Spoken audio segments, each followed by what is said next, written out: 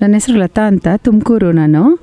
ನಾನು ಮಾಡದೇ ಇರೋ ಧ್ಯಾನ ಇಲ್ಲ, ತ್ರಾಟಕ ಯೋಗ ಮತ್ತು ಚಿಕ್ಕ ವಯಸ್ಸಿಂದನೂ ಆಧ್ಯಾತ್ಮ ಪ್ರಪಂಚದಲ್ಲಿ ವ್ರತ ಆಚರಣೆ ಮತ್ತು ಎಲ್ಲ ಮಾಡ್ತಾಯಿದ್ದೆ.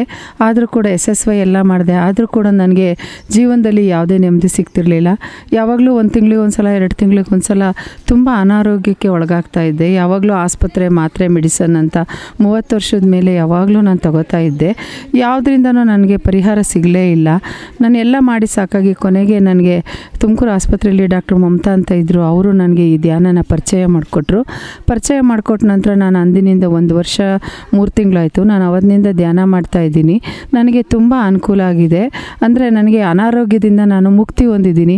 ಅದಕ್ಕಿಂತ ಹೆಚ್ಚು ನನಗೇನು ಬೇಡ. ಆದರೆ ನನಗೆ ತುಂಬ ನೆಮ್ಮದಿ ಸಿಕ್ಕಿದೆ.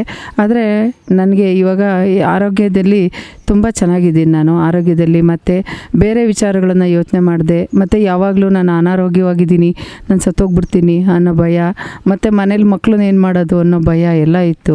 ಅದರಿಂದ ಇವಾಗ ಹೊರಗೆ ಬಂದಿದ್ದೀನಿ. ನನ್ನ ಜೀವನ ತುಂಬ ಚೆನ್ನಾಗಿದೆ. ಧ್ಯಾನ ಜಗತ್, ಪಿರಮಿಡ್ ಜಗತ್, ಶಾಕಾಹಾರ ಜಗತ್ತಿಗೆ ನಾನು ದೇಹತ್ಯಾಗ ಮಾಡೋ ತನಕ ನಾನು ಕೈಲಾದಷ್ಟು ಸೇವೆ ಮಾಡಬೇಕು ಅನ್ನೋ ಆಸೆ ಇದೆ ನನಗೆ. ಅದಕ್ಕೋಸ್ಕರ ನಾನು ಎಲ್ಲಾದರೂ ಏನೇ ಪ್ರೋಗ್ರಾಮ್ ಸಿಕ್ಕಿದ್ರೂ ನನಗೆ ಸಮಯ ಸಿಕ್ಕಿದಾಗೆಲ್ಲ ಹೋಗಿ ಬರ್ತೀನಿ. ಜೈ ಹೋ ಪತ್ರಿ.